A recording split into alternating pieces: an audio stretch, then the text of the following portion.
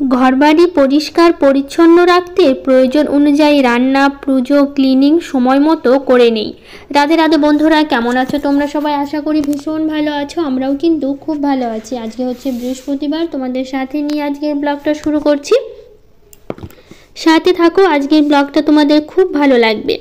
আজকে যেহেতু বৃহস্পতিবার, তো সকালবেলা উঠেই পুজো দেব। তো যাই হোক, আগে বিছানাগুলো সব গুছিয়ে নিই, তারপরে হচ্ছে ঘরের সকালবেলার যে বাসি কাজকর্ম আছে সেগুলো আগে করে নেব। করে নিয়ে তারপরে স্নান করে পুজো দেব। তার জন্য খুব সকালবেলা উঠেছি, কারণ বৃহস্পতিবারের পুজো দিতে অনেকটা সময় লাগে।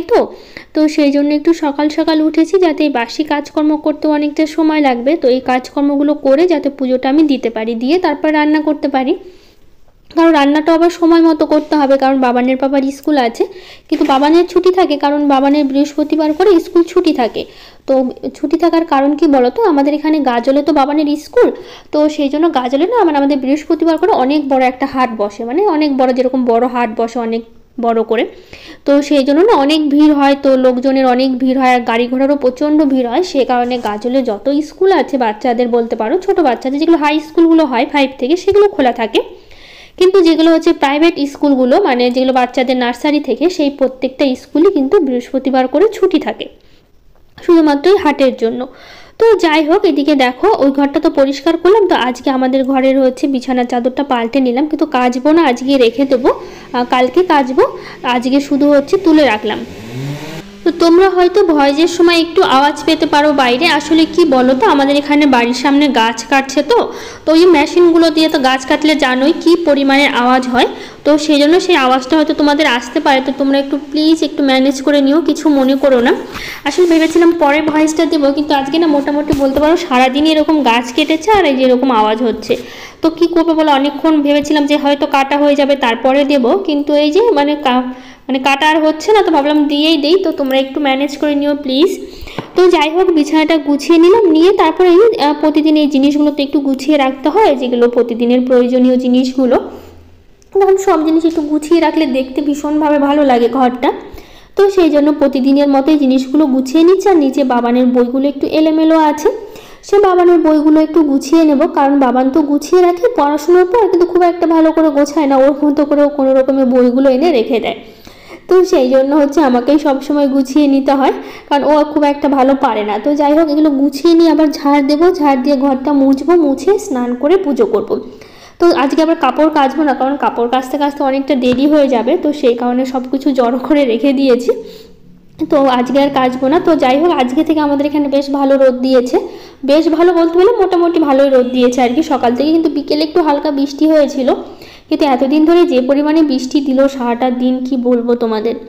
তো যাই হোক, সুলতানা দিদিভাই বলেছে আজকে ফার্স্ট কমেন্ট, ফার্স্ট লাইক করছি।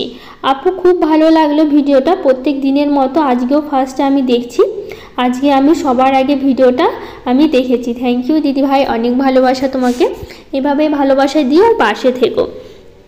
তো যাই হোক, এদিকে দেখো কথা বলতে বলতে ঘরগুলো আমার ঝাড় দেওয়া হয়ে যাচ্ছে, খুব একটা সময় লাগছে না। এদিকে ছোট ঘরটা আর ওইদিকে বড় ঘর দুটো সবকটাই ঝাড় দিয়ে নিয়েছি। নিয়ে তারপর এখন ঘরটা মুছে নিচ্ছি। আসলে তাড়াহুড়ো করে কাজকর্ম একটু করছি, কারণ হচ্ছে ওই যে পুজো দেবো, তো সে কারণে দেরি হয়ে যাবে নইলে। তো রূপালী নাথ দিদিভাই বলেছে আমার নামটা নিও, আমি রূপালী নাথ বলছি, তোমার কথাগুলো আমার খুব ভালো লাগে। থ্যাংক ইউ দিদিভাই, তোমার নামটা কিন্তু আমি নিয়েছি। তো যাই হোক, এদিকে দেখো বাবান মহাভারত দেখছে আর বসে বসে ছাতু খাচ্ছে। তো যেই দেখছে আমি ভিডিও করছি, ও কী করছে বলে এক হাত দিয়ে ওর এক সাইডটা ঢেকে রাখছে, বলছে আমাকে দেখতে দেবো না। তোমরা তো জানোই, আসলে সকালবেলা করে ছাতু খায়, তো ওই টাইমটা একটু দেখে। ওই ছাতু খাওয়া হয়ে গেলে তখন আবার বাবানের পাপা পড়াতে বসায়। তো আমার তো খুব বাজে লাগে ছাতু খেতে, আমি একদমই খেতে পারি না। আসলে গলায় মনে হচ্ছে আটকে থাকে ছাতুটা আমার। পরে জল খাওয়ার পরেও মনে হয় যেন গলা থেকে আর ছাতুটা নামছে না। তো বাবানের পাপা বাবার ওরা খুব পছন্দ করে, দুজনে মিলে খায়। তো সেই জন্য আমার আর খাওয়া হয় না, আমি খেলে একটু মুড়ি খাই, তাছাড়া সেরকম কিছু সকালবেলা তো খাই না। তো যাই হোক, পিঙ্কি সূত্রধর দিদিভাই বলেছে আমি আসাম থেকে বলছি, আমার নাম পিঙ্কি সূত্রধর, আমি তোমার ব্লগ রোজ দিন দেখি, প্লিজ তোমার ব্লগে আমার নামটা নিবে, তাহলে আমার অনেক ভালো লাগবে। হ্যাঁ গো দিদিভাই, তোমার নামটা কিন্তু আমি নিয়েছি। তুমি যদি ভিডিওটা দেখে থাকো অবশ্যই কিন্তু কমেন্ট করে জানিও। তো যাই হোক, আজকে দেখো মানে সব দিন তো আমরা এইদিকে মুছতে মুছতে বাইরের দিকে চলে যাই। আজকে আমি কি করছি বলতো, মুছতে মুছতে বাথরুমের দিকে যাচ্ছি।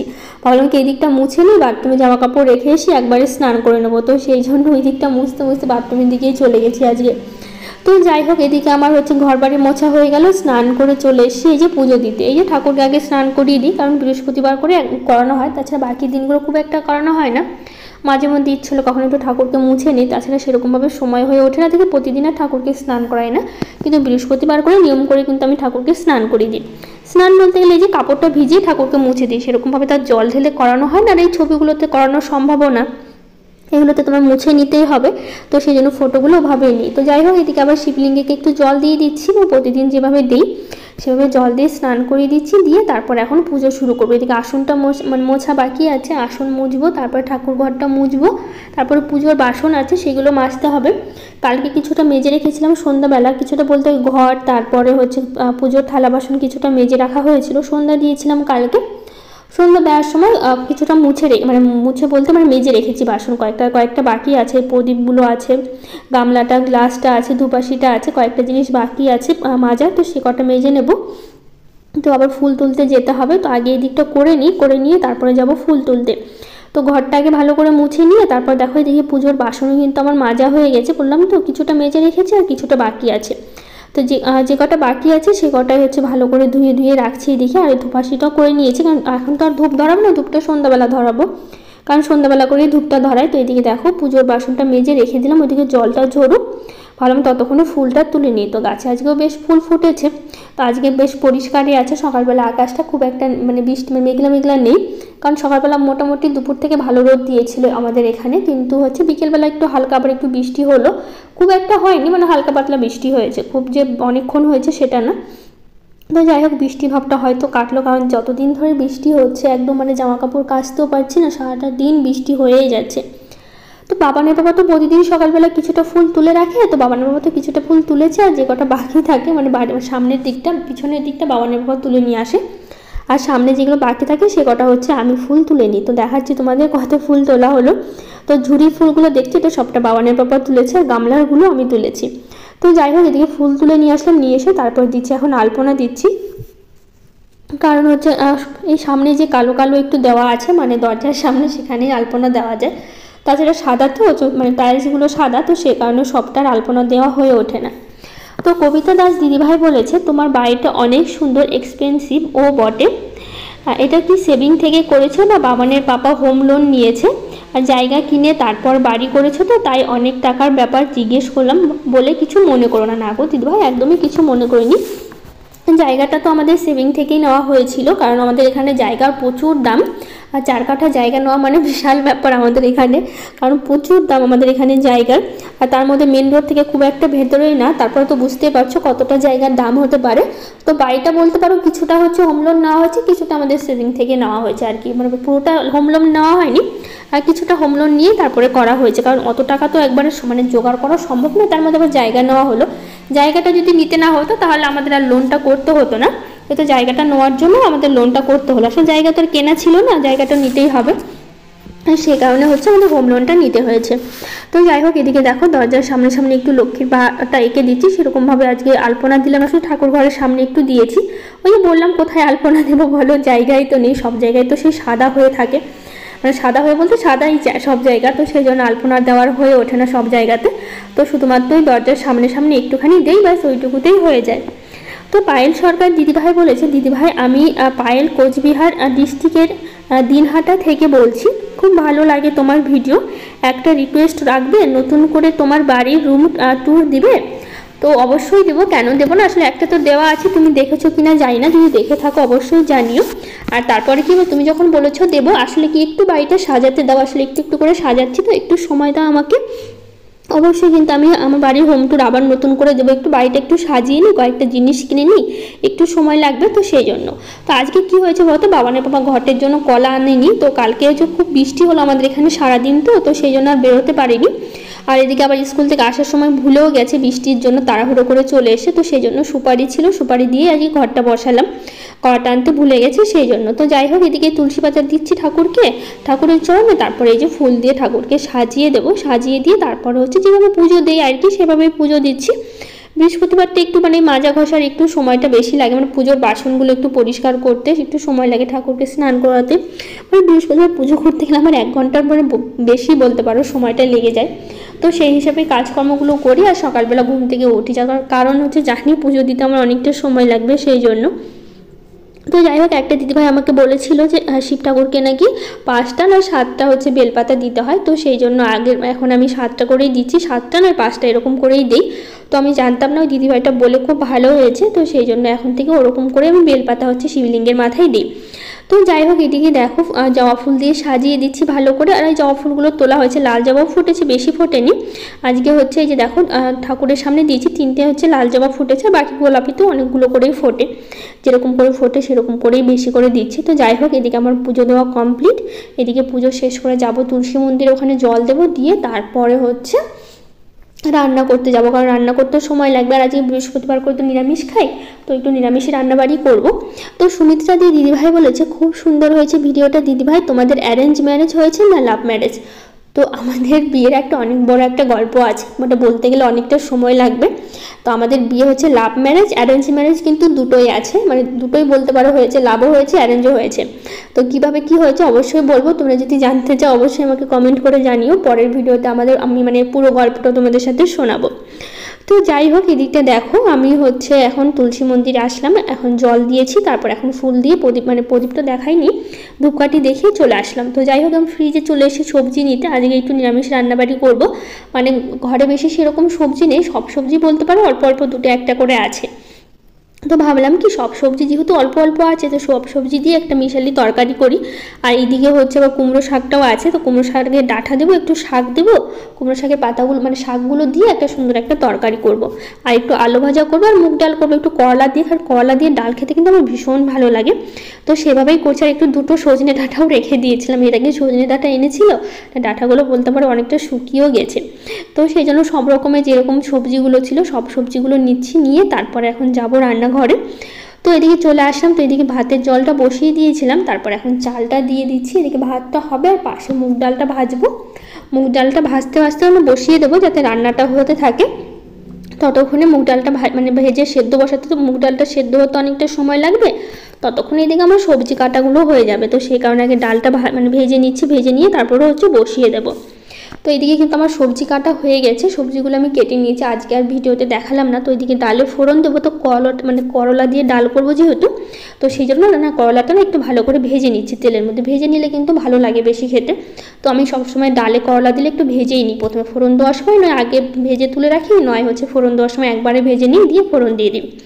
তো যাই হোক, এদিকে ডালটা আমার হয়ে গেছে আর ভাতটাও হয়ে গেছে, এখন আমি সবজিটা করবো। তো দেখো এখানে আলু, বেগুন আছে, পটল আছে, চিচিঙ্গা আছে, কয়েকটা বরবটি আছে, তারপর হচ্ছে কাঁঠালের বীজগুলো আছে, তারপর গাজর, আর তারপর সজনে ডাঁটা, কুমড়ো শাকের ডাঁটা, এগুলো দিয়েই কিন্তু আজকে করছি। সব রকমের সবজি অল্প অল্প ছিল, তো সেটা দিয়ে আজকে সবজিটা করব। আর শাকটা বেছে রেখেছি, তো শাকটা যখন মানে সবজিতে একটু জল দেবো সেদ্ধ হওয়ার জন্য, তখন শাকটা দেবো, এত আগে দেবো না কুমড়ো শাকটা। তো সেই জন্য আগে প্রথমে সবজিটা এই যে লবণ হলুদ দিয়ে একটু ভাজা ভাজা করবো, একটু ঢেকে দেবো যাতে সেদ্ধও হয়ে যায় আর ভাজা ভাজাও হয়ে যায়। আর পাশে যে ছোটো কড়াইতে আমি বসিয়ে দিচ্ছি হচ্ছে আলু, কারণ হচ্ছে এদিকে আমি আলু ভাজা করব, কারণ বাবার আবার সবজি খেতে চায় না, জোর করে দেই তবু ওর একটু অন্য কিছু না হলে না একদমই খেতে পারে না। তো ভাবলাম একটু আলু ভাজা করি, সবারই হয়ে যাবে, একটু বেশি করে করি। তো আজকে একটু যে চারকোনা করে না ছোটো ছোটো করে ওভাবেই কেটেছি। তো সবজিতে দেখো হয়ে গেছে, এর মধ্যে কিন্তু আদা আমি থেতো করে দিয়েছি আর একটু দিয়েছি ভাজা জিরের গুঁড়ো, কারণ সবজিতে আমি একটু ভাজা জিরের গুঁড়ো দিই। তো দেখো অনেকক্ষণ কিন্তু সবজিটা সেদ্ধ হয়ে গেছে বা একদম শুকনো শুকনো হয়ে গেছে, এখন নামিয়ে নেবো। এর মধ্যে কিন্তু আমি শাকটা দিয়ে দিয়েছি, কুমড়ো শাকটা খেতে কিন্তু ভীষণ ভালো হয়েছিল। তো যাই হোক, এদিকে আলু ভাজাটা হয়ে গেল, শাকটাও মানে সবজিটাও হয়ে গেল।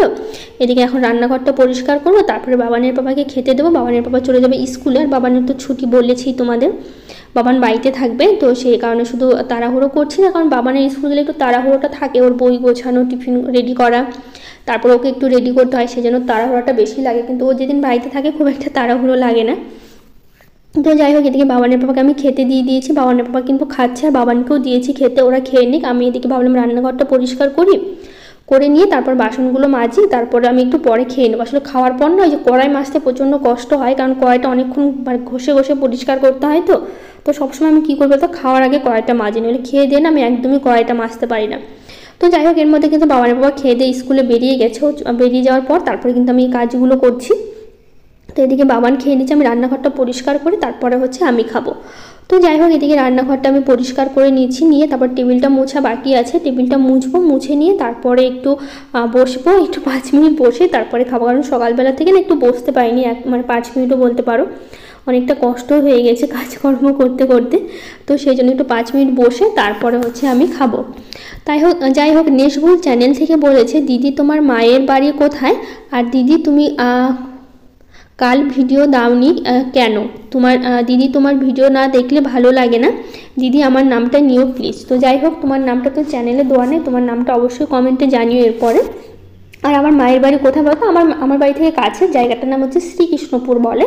তো আমার শ্বশুর বাড়ি যেখানে, মানে আমার বাড়িটা যেখানে, তার থেকে 6 কিলোমিটার যেতে হয়। তো খুব একটা দূরে নেই, খুবই কাছে কিন্তু। তো যাই হোক, এই দেখো বাবানের বাবা হচ্ছে বেদানা নিয়ে এসেছিলো, একদমই বুঝতে পারিনি, বেদানাগুলো দেখো পুরো সাদা। এদিকে বাবানকে দিলাম, আমি একটু নিলাম, এখন কি করবো, নষ্ট করতে খুব খারাপ লাগছে। তো সেই কারণে ওভাবেই হচ্ছে খেতে হলো, কিছু করার নেই। তো যাই হোক, এদিকে সন্ধ্যা থেকে ব্লগটা করছি, সন্ধ্যার একটু আগে থেকে। ওই আজকে যেহেতু বৃহস্পতিবার হাট বললাম না আমাদের এখানে, তো হাট থেকে যে বাবানের বাবা কিছু বাজার করে নিয়ে আসছে, তো সেই বাজারগুলো একটু গুছিয়ে নিচ্ছি। তো শ্রেয়া সিংহ দিদিভাই বলেছে, দিদি আমি তোমার নতুন সাবস্ক্রাইবার, খুব ভালো লাগে তোমার ভিডিও, প্লিজ দিদি রিপ্লাই করবে। তুমি কি প্রতিদিন মাথায় স্নান করে পুজো করো? হ্যাঁ, আমি প্রতিদিনই স্নান করেই পুজো করি। তো মাথায় স্নান বলতে গেলে মাথায় একটু হালকা জল দিয়ে দিই সামনেখানে, পুরো চুলটা প্রতিদিন তো ভেজানো সম্ভব না, তো সেই জন্য পুরো চুলটা প্রতিদিন ভেজাই না। তো আগের দিন ব্লগে আরও কিছু দিদিভাইরা কমেন্ট করেছে, গুড্ডি অ্যান্ড বাবলির ছোট্ট মুহূর্ত, আর Sushila blogger, Supriya blog, my good life, Monika Dulomoni blog, Naznis blog, Ayat kitchen, Sanjita blog, জীবনের ওঠা পড়া, SM simple housewife, Moumita Roy, Pinky Duttapal, Shreyashi blog, Mukta Adhilari, Asmina Bibi, সবাইকে থ্যাংক ইউ, অনেক ভালোবাসা, যারা কমেন্ট করেছো, এত ভালোবাসা দিচ্ছ। তো যাই হোক, এদিকে আমি এখন সন্ধ্যাটা দিচ্ছি, আর মাথায় কিন্তু আমি দিয়েছি তেল, বুঝতেই পারছো, চুলটা আমি চিরুনি করিনি তেল দেওয়ার পর।